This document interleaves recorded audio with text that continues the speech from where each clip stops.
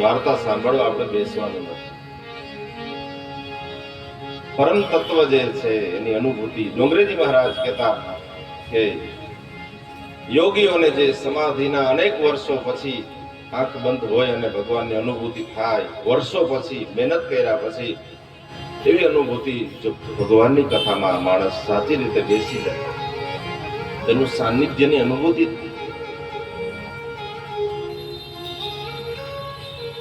જેટલી ભગવાનની કથા થાય ને, તો મારું એવું માનવું છે કે માં કેન્દ્ર સ્થાનમાં ભક્તિ હોવી જોઈએ. બને ત્યાં સુધી ભગવાનની જ ચર્ચા કરવી જોઈએ, અન્ય કોઈ વાત ન કરતા. ઘણા મને કહે તમે રમાડતા નથી, ઓછું રમાડું ને. બીજી કોઈ વાત નથી કરતા, જોક્સ નથી કરતા. માણસને ક્યારેક હસાવવા જોઈએ. મેં કીધું એવી વાત નથી, આમાં બધું આવે છે, પણ ભગવાનની કથા જો આપણે સાંભળીએ અને આપણે કરતા હોઈએ, જો વર્ષો પછી ધીરે ધીરે આપણે દરેક કથામાં કંઈક આપણામાં પરિવર્તન આવે છે. ભક્તિમાં વૃદ્ધિ થવી જોઈએ, ભગવાનથી વધારે નજીક જવા જોઈએ. અને આ જે કરીએ છીએ એ બરાબર નથી, એટલે એમાંથી આપણે ધીરે ધીરે મુક્ત થવાના પ્રયત્ન કરવા. બાકી તો ઘણી કથાઓ આ દુનિયામાં થાય, જો આપણામાં કઈ પરિવર્તન ન થાય તો પૂરું જ થતું. એવા ભગવાનના ચરિત્ર આ સાર છે. અત્યારે કથા શરૂ કરી, અત્યાર સુધી હું જે બોલ્યો ને, હવે જે કથાઓ આવવાની છે ને, 12 સ્કંદ છે, આપણે 10મા સ્કંદમાં છે. મારી પાસે એટલો સમય જ ન હોય કે હું બધી કથાઓ તમને કહું. આખે આખો સાર છે. જે કંઈ પણ કરીએ છીએ ભગવાન અને વચ્ચે રાખીને કરીએ.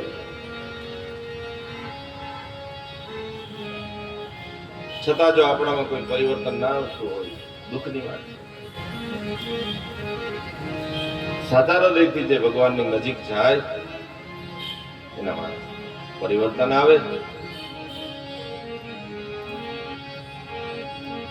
સામાન્ય વાતમાં અત્યારે ખાસ નાના બાળકો, આ છોકરાઓ, યુવાનો કેવી એની બુદ્ધિ થઈ ગઈ.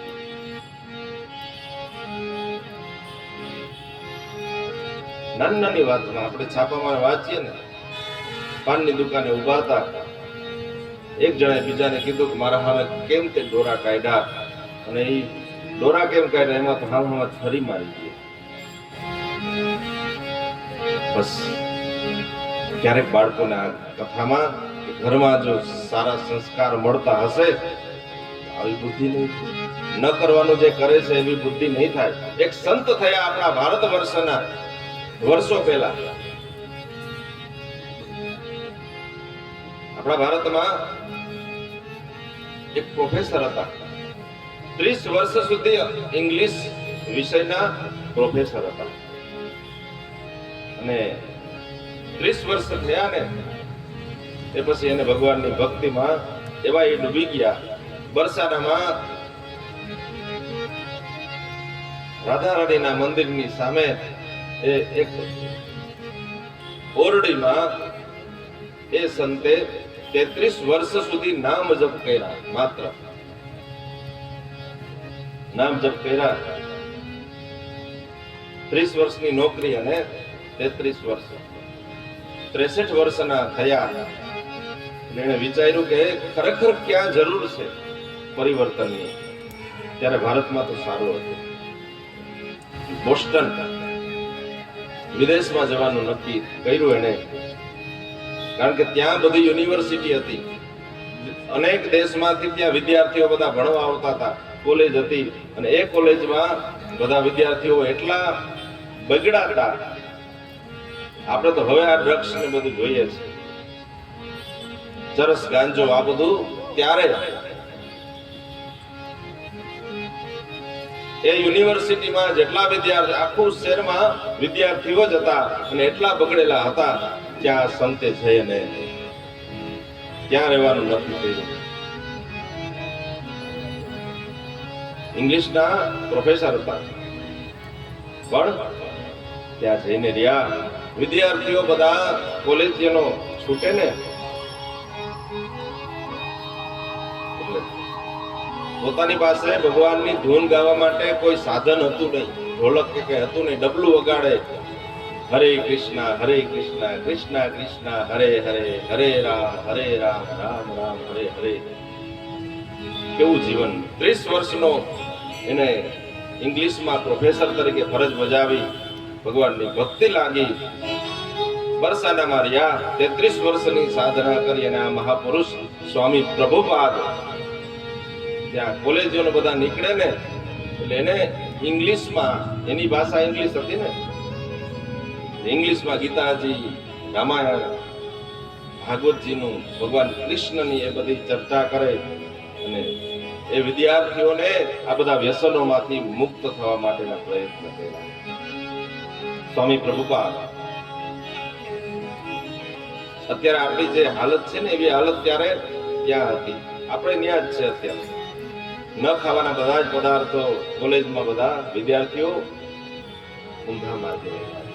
એટલે સ્વામી પ્રભુપાદે પોતાનું જીવન ભક્તિમય બનાવ્યું, પણ કરોડો માણસોને હરે કૃષ્ણ કૃષ્ણ કૃષ્ણ હરે હરે, હરે રામ રામ રામ હરે હરે. અત્યારે કરોડો માણસો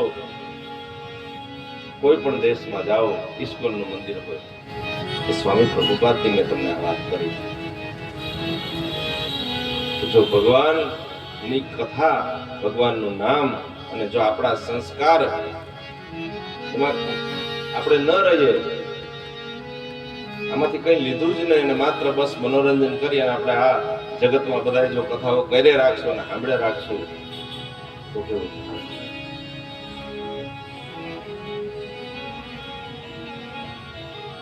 એવી દિવ્ય કથાઓ